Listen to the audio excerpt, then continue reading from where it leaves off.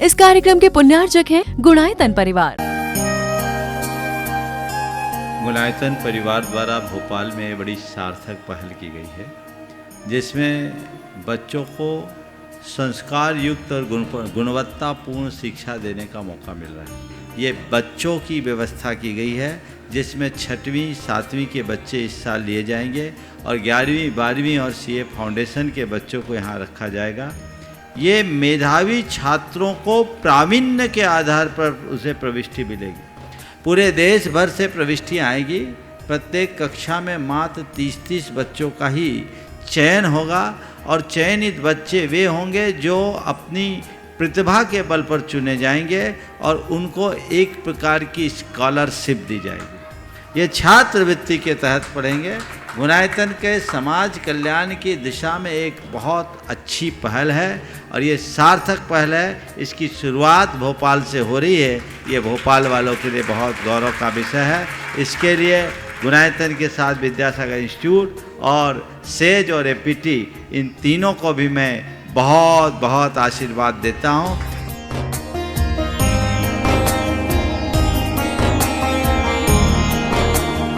एक आदर्श और व्यवस्थित दिनचर्या का लक्ष्य प्राप्ति में बहुत बड़ा योगदान होता है।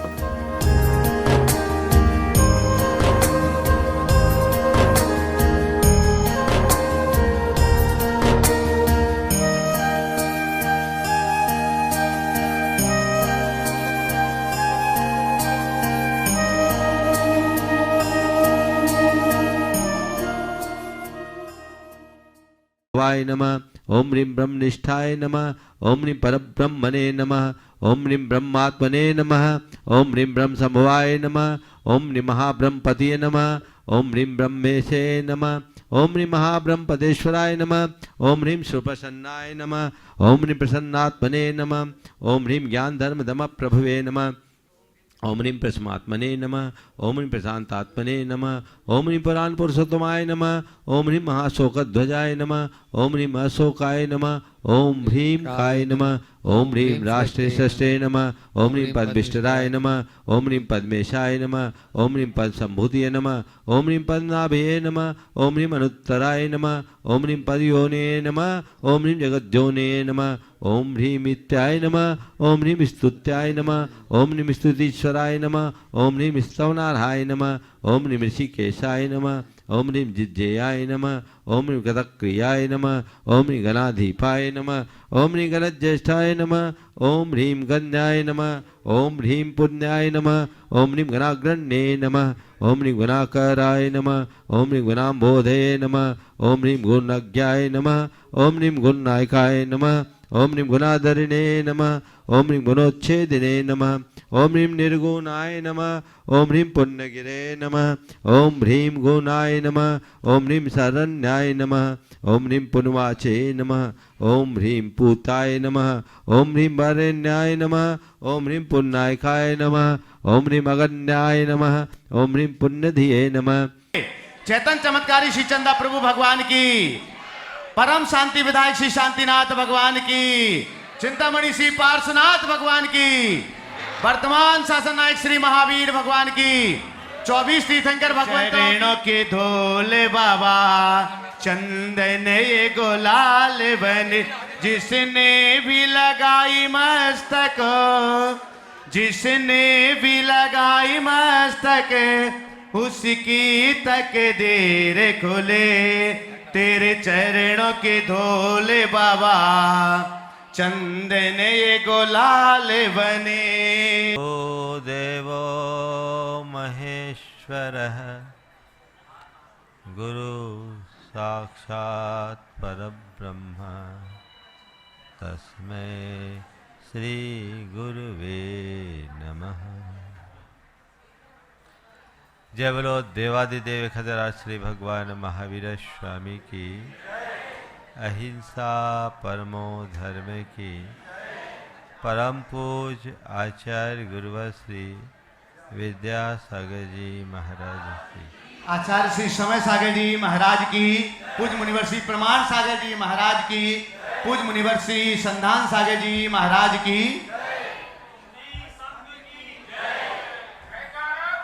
ओम। ओम ओम ओम।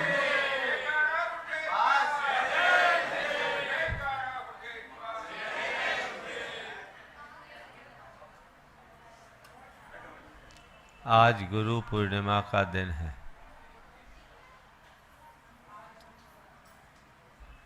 गुरु की महिमा सबको पता है। आप सब लोग रोज ये पंक्तियां दोहराते हैं।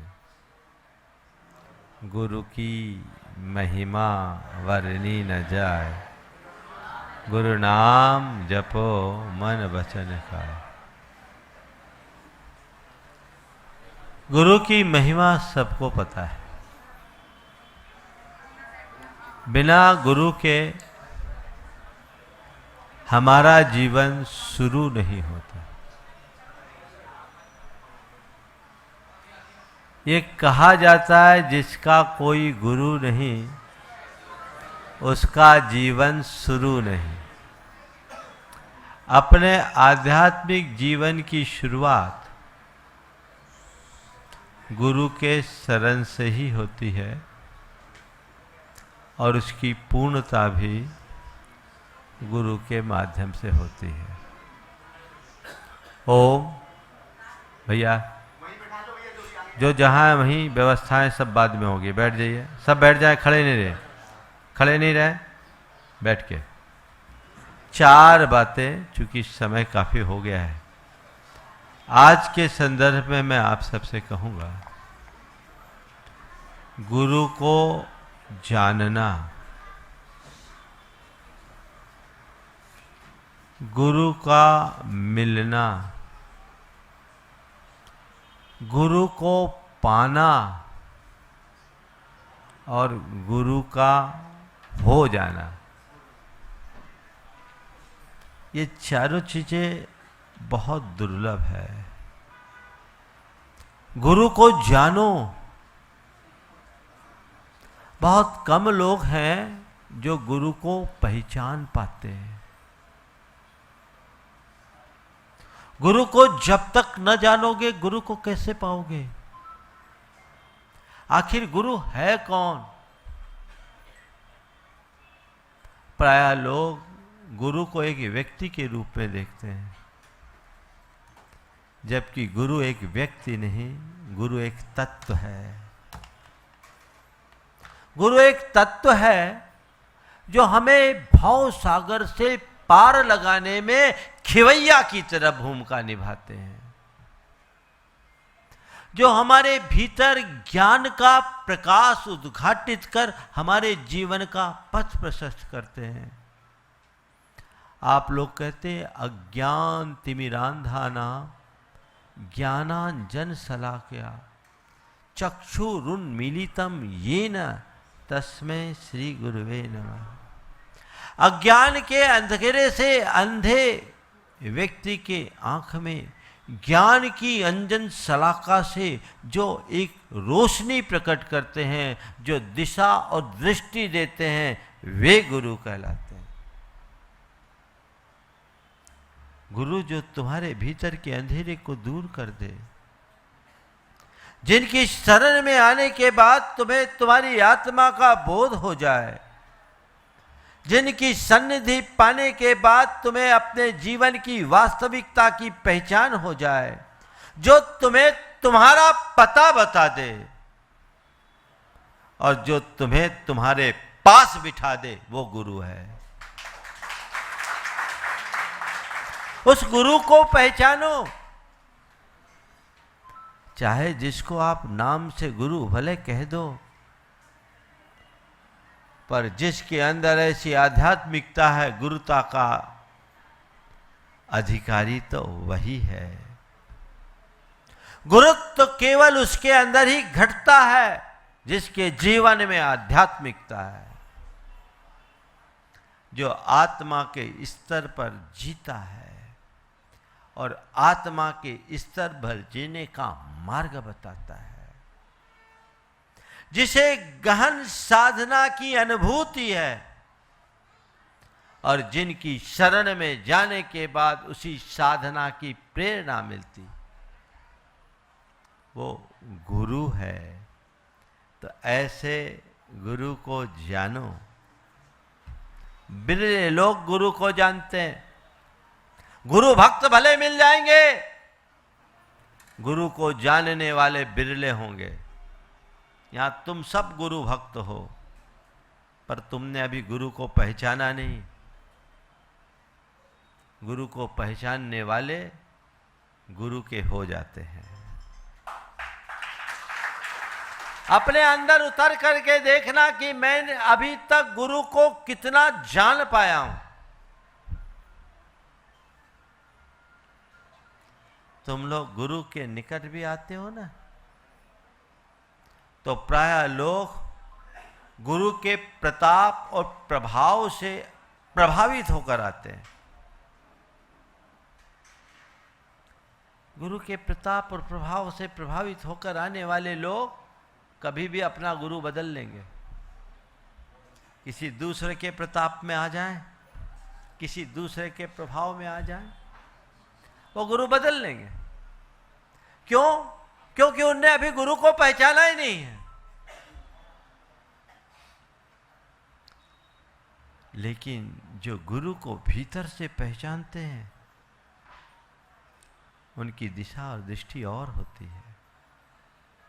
वो निकट में आने के बाद गुरु की कमियों में भी आनंद लेंगे।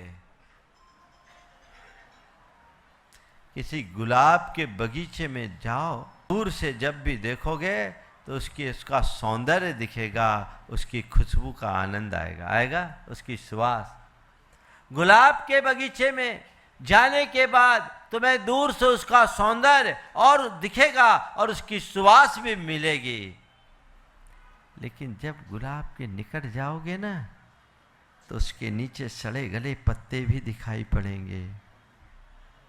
यदि तुम्हारे अंदर गुलाब की सही पहचान और प्रेम हो, तो तुम यही कहोगे, ये तो गुलाब का स्वभाव है जो कचरे में भी सुगंध देता है।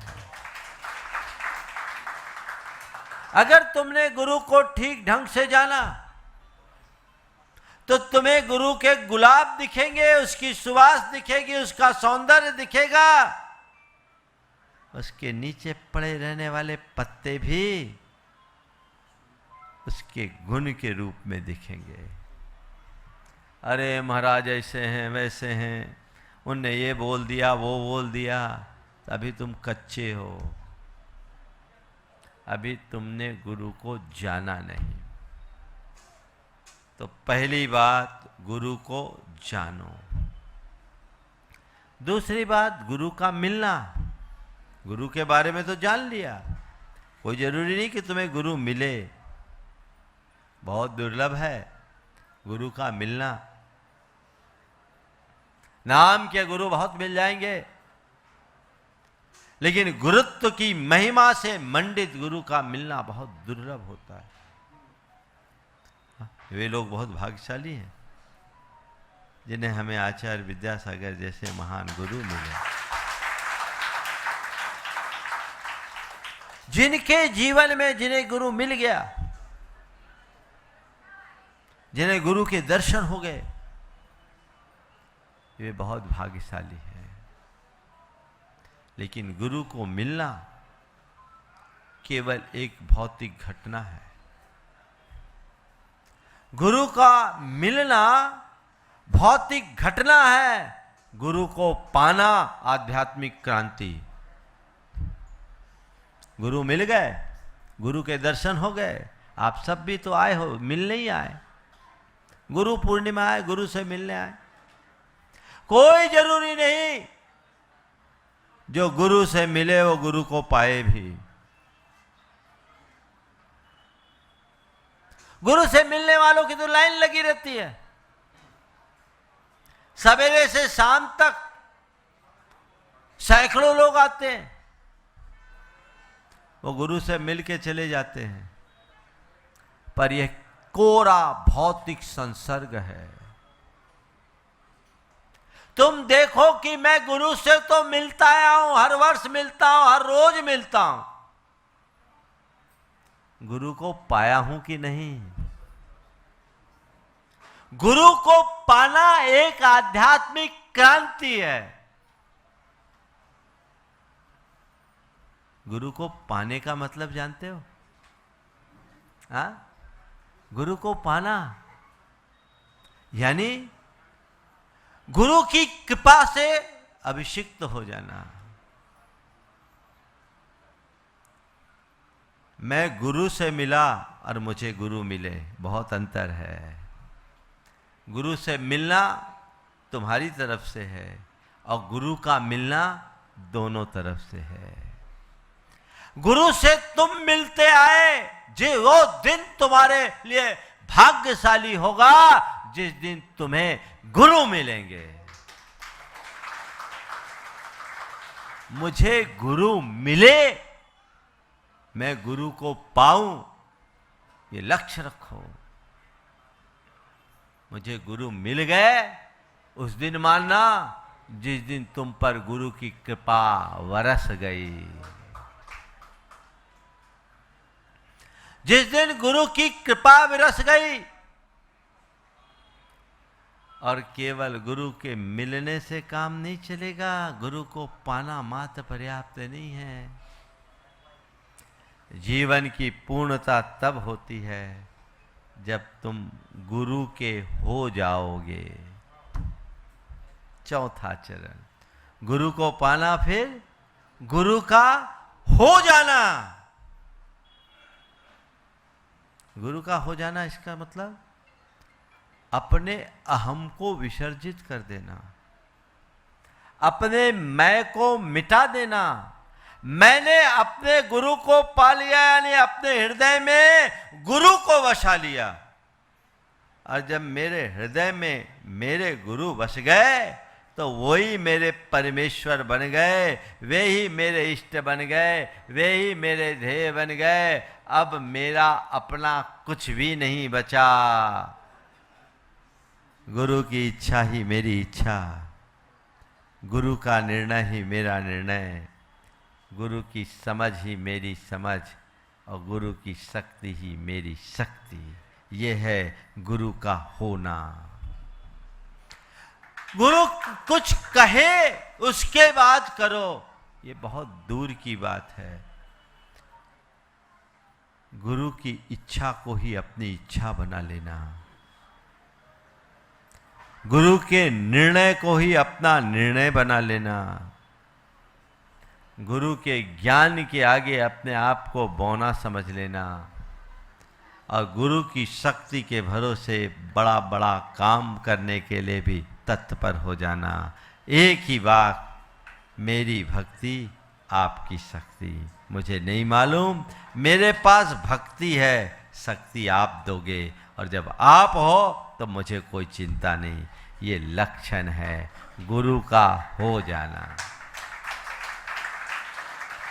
टटोलो अपने आप को, मैं कहाँ हूं, कहाँ हूं। केवल ऊपर से भक्त मत बनो, अपने अंदर और अपने आप को आगे बढ़ाओ। जो एक गुरु भक्त से तुम्हारे अंदर शिष्यत्व को उद्घाटित करे। और ये तब संभव होगा जब तुम्हारे अंतरंग में पूर्ण समर्पण होगा। जहां समर्पण होता है वहां सब खत्म हो जाता है। मैं अपने आप को भाग्यशाली मानता हूं कि मैंने गुरु को जाना, गुरु मिले, गुरु को पाया और मैं गुरु का हो गया, गुरु का बन गया। और जो गुरु का बन जाता है, गुरु उसे गुरु बना देते हैं। फिर वो अपने साथ रहते नहीं। गुरु की क्या भूमिका है? उनका एक हाथ भक्त की तरफ होता है, दूसरा हाथ परमात्मा की तरफ होता है। और गुरु का काम केवल ये होता है कि भक्त के हाथ को पकड़कर परमात्मा के हाथ से जोड़ देना और खुद को बाहर कर लेना। इस हाथ को पकड़ा, इस हाथ से जोड़ दिया, मेरा काम खत्म। गुरु की केवल यही भूमिका है और ये काम केवल और केवल गुरु के द्वारा ही संभव है। अन्य किसी से ये कतई संभव नहीं। तो आज गुरु पूर्णिमा के दिन आप सब मन में यदि गुरु के प्रति श्रद्धा लेकर आए हो तो एक ही बात मन में जगाओ, मेरा भाग्य है, मैंने गुरु मुझे मिले, मैंने गुरु को जाना है, अब मुझे पाना है, और ऐसा लगता है कि मैंने पा लिया, तब मुझे गुरु का हो जाना है। बस ये सोचो, हो जाना है। हमने अपने पूरे जीवन में गुरुदेव की इच्छा के आगे अपना कभी दिमाग नहीं लगाया, कभी दिमाग नहीं लगाया, और 2 बार दिमाग लगाया सो पीछे रह गया। आज भी मैं महसूस करता हूं। उसमें एक घटना अभी सार्वजनिक सुना देता हूं।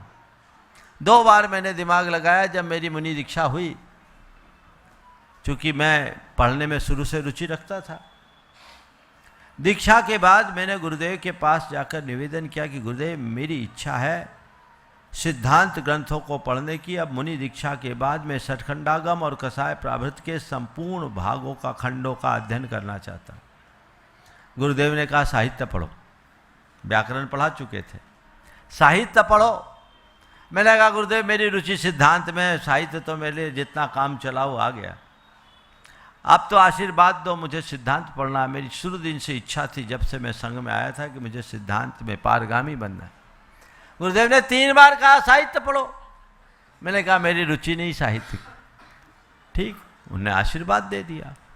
मैंने पपीता के अलावा सब प्रकार के फलों का परित्याग करके सठखंडागम के 6 खंड का संकल्प लिया अध्ययन का। और मुनि दीक्षा के बाद पहले सठखंडागम, बाद में कसाय पहुड़ के पूरे 16 भाग। सठखंडागम के 16 में, महाबंध के 6-7 और आपके कसाय पहुड़ के 16, ये पूरे ग्रंथों का मैंने अध्ययन किया। सिद्धांत में मैं निष्णात हो गया। लेकिन आज मैं महसूस करता हूं कि गुरु के आगे अपना ज्ञान लगा लिया, सो साहित्य में कच्चा रह गया, साहित्य में कच्चा रह गया। अगर उनकी बात मान ली होती तो सिद्धांत में मेरी स्वाभाविक रुचि थी, मैं साहित्य में भी दक्ष हो जाता। क्योंकि ये महसूस करता हूं तो मेरी शुरुआत थी, अनुभव कम था, और जब अनुभव कम होता है तो मन ज़्यादा उचकता है। मैं इस चीज़ को आज भी महसूस करता हूं कि मैं उस क्षेत्र में कच्चा रह गया, और अब मेरा कार्य क्षेत्र ऐसा हो गया, चाहता हूं साहित्य पढ़ूं पर समय नहीं। दुर्लभ गुरु मुख से वचन, दुर्लभ गुरु मुस्कान, दुर्लभ गुरु आशीष है, दुर्लभ गुरु से ज्ञान, दुर्लभ से दुर्लभ रहा गुरु गरिमा गुणगान, गुरु आज्ञा पूर्ण पले, दुर्लभतम यह जान। ये पंक्तियां हैं जो हमारी दुर्लभता को दर्शाती है। हमेशा हम लोग चाहते तो हैं कि हम भी आगे बढ़ें, और हमें यह जो श्रावक कुल पर्याय मिली है, उस श्रावक कुल पर्याय में हम भी अपने आप को समर्पित कर दें गुरु चरणों में। लेकिन एक गांठ आपने ऐसे टाइट बांध रखी है कि उसके कारण वह आगे बढ़ ही नहीं पाते, मोह की गांठ। और उस गांठ को जब तक खोलेंगे नहीं, तब तक आप हमें अंदर से वह जो प्रकट होना है वह नहीं हो पाएगा। कर्मों का क्षय उपशम भी इसमें अपना काम करता है। कर्म जो है हमारे लिए बहुत बलवान होते हैं, उन्हें भी समझते रहना चाहिए। जो आगे बढ़ रहे हैं वो बढ़े। आज की तिथि बंधुओं बहुत ही महत्वपूर्ण तिथि है। यह गुरु पूर्णिमा का आज का यह अवसर। इस गुरु पूर्णिमा में गुरु को शिष्य मिला और शिष्य को गुरु मिले। समझ में आ रहा है? वह भगवान महावीर स्वामी की देशना 72 दिन तक, वह 62 दिन तक वह बोले ही नहीं। क्यों? क्योंकि कोई उस मार्ग पर चलने वाला तो हो। आचार्य श्री जी कहते हैं, देख लिया तेरा राजस्थान। प्रवचन सुनने वाले तो बहुत आ जाते हैं, लेकिन दीक्षा लेने वाले थोड़े बहुत रत्न आए हैं, नंबर में खड़े हैं, वो भी अपना प्रतीक्षारत हैं, उनको भी जरूर हरी झंडी मिलेगी मिलेगी। यह पंचम काल है, फिर भी इसमें ऐसे भाव हो। मैं तो हमेशा कहता हूँ कि हमें ऐसा कोई गम नहीं कि इस पंचम काल में मोक्ष नहीं है, लेकिन हमें आचार्य विद्यासागर जैसे गुरु मिले जिन्होंने हमें मोक्ष मार्ग दे दिया। और वो कहते हैं कोई छोटा बड़ा नहीं है, हम आगे आगे चल रहे हैं, आप पीछे पीछे आ जाओ, बस आवाज देते हुए एक दूसरे के, क्योंकि आगे भी अनंत सिद्ध हो गए हैं, पीछे भी अनंत होने वाले हैं, हम तो बीच में हैं, सेफ हैं, बस चलते जाना है। वो चलते जाना है तभी हम आगे बढ़ पाएंगे। बंधुओं, आज यह गुरु पूर्णिमा है और यहाँ गुरुकुल की स्थापना भी हो गई। गुरु पूर्णिमा में भी गुरु है, गुरु कुल की स्थापना में भी गुरु है, और गुरु वाणी का हम आगे, क्योंकि गुरु आज्ञा पूर्ण फले दुर्लभतम यह जान, सबसे लास्ट में रखा कि गुरु आज्ञा गुरु वाणी गुरु वैनम, यह गुरु वाणी हमारे से पूरा फले। और यह पूरा का पूरा जो वर्षायोग है वह भी गुरुकुल के लिए समर्पित है। इन चार बातों को अपन याद रखें तो निश्चित आगे बढ़ सकते हैं। गुरुकुल का गु क्या कहता है? गुरुकुल का गु कहता है, गु यानी होता है अंधकार, गु यानी अंधकार। अभी जैसा मैंने बताया, मोह, अज्ञान और मिथ्यात्व का अंधकार हमारे अंदर ऐसा छाया हुआ है, तो गु कहता है अब तो दूर हो जाए अंधकार। और रू कहता है, रू का मतलब होता है ज्ञान, ज्ञान का प्रकाश हो जाए, यह गुरुकुल कह रहा है। गुरुकुल का गु कहता है कि अंधकार दूर हो, मोह रूपी अंधकार दूर हो। गुरुकुल का रू कहता है सर्वत्र ज्ञान का प्रकाश हो। और गुरुकुल का कु कहता है, कु का मतलब होता है कसाय या कर्म, हमारे जो अंदर की मलिनता, यह है कु। इसलिए दूर हो जाए हमारा वह कु यानी कसाय और कर्म सारे कट जाएं। और गुरुकुल का लय कहता है लय हो जाएं, तल्लीन हो जाएं, उसी में डूब जाएं हम, तभी हमारा कल्याण होगा। गुरु के प्रति हमारी सच्ची श्रद्धा भी तभी होगी। इसलिए यह यहाँ पर भोपाल वालों के लिए पहली सौगात मिली कि गुरुकुल के माध्यम से हमारी भारत की संस्कृति यही संस्कृति है। यह भारत की संस्कृति में तमसो माँ ज्योतिर्गमय, अंधकार से प्रकाश की ओर ले जाने वाली संस्कृति है। यहाँ पर मृत्यु से अमृतत्व का मार्ग बताने वाली संस्कृति है। इसलिए इस संस्कृति में हम आए हैं तो निश्चित अपना कल्याण कर सकते हैं। समय अपनी गति से बढ़ रहा है। पूज्य महाराज श्री जी को भी अपन को सुनना है। ये अभी प्रथम एपिसोड है, फिर दूसरा एपिसोड अपन फिर चालू करेंगे, ठीक है ना। तो प्रथम में अपन पूरा पहले कर लें, उसके बाद में जो सेकंड एपिसोड है, क्योंकि आज गुरुवार भी है, आज गुरुवार भी है, गुरु का ही वार है। हम तो कहते हैं सोमवार, मंगलवार, बुधवार ये सब भूल जाओ, बस जिस दिन हम गुरु चरणों में पहुंच जाए वही हमारे लिए सबसे बड़ा वार गुरुवार है। इसलिए जब गुरु के चरण में आओ तो समझ लेना आज गुरुवार है। और पूज्य महाराज श्री जी की चार शब्द हैं जो बहुत वैराग्य में आगे बढ़ाने वाले हैं। और आप लोग उसके लिए कहानी है, कहानी अभी नहीं सुनाऊंगा, वो है यह भी बीत जाएगा। ये चार शब्द से एक वाक्य बना है, यह भी बीत जाएगा। इसलिए ये सब जो ठाट बाट है या कुछ भी है, इनसे कुछ भी नहीं, अपना अंदर का जो वैराग्य है, समूह शरण को छोड़े थे तीर्थंकर प्रभु, तब जाकर वह उनको मोक्ष की उपलब्धि हो पाती है। बस हम भी उस मोक्ष मार्ग पर डटे रहें, क्योंकि नगर तो बहुत सजा लिए, अब तो घर सजाना है। नगर तो बहुत सजा लिए, अब घर सजाना है, और जब तक घर नहीं सजाएंगे तब तक वास्तविक अर्थ में हम उस सिद्धालय की ऊंचाई को पा भी नहीं पाएंगे। बस हम सब मिलकर उस भीतरी घर को सजाएं और उसी के द्वारा काम करते हुए आगे मोक्ष में आगे बढ़ते जाएं। बस अंतिम यही बोलना चाहता हूं कि गुरु माते पिता, गुरु बंधु सखा, तेरे चरणों में स्वामी मेरा कोटि प्रणाम। तेरे चरणों में स्वामी मेरा कोटि प्रणाम। गुरु ने अपन को बहुत कुछ दिया है, बस उसको ऊपर चलने की जरूरत है। जो इन गुरु से हमें मिला है वह निश्चित रूप से हमारे लिए बहुत रत्न है, और रत्न को बहुत संभाल के रखें। इसी भावना के साथ में मैं अपनी वाणी को विराम देता हूं। आज दूर दूर से भी लोग यहाँ पर आए।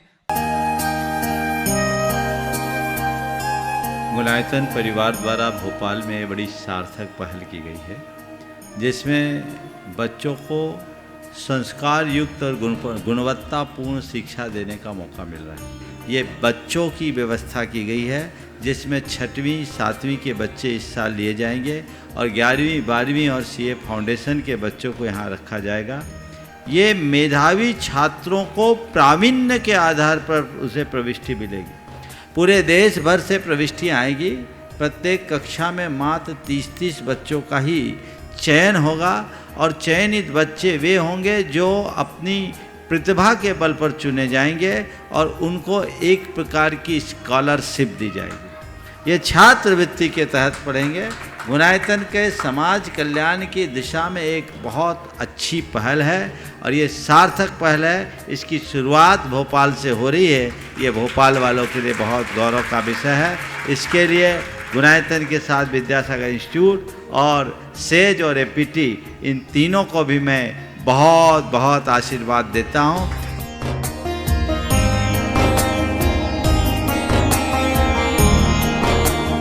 एक आदर्श और व्यवस्थित दिनचर्या का लक्ष्य प्राप्ति में बहुत बड़ा योगदान होता है।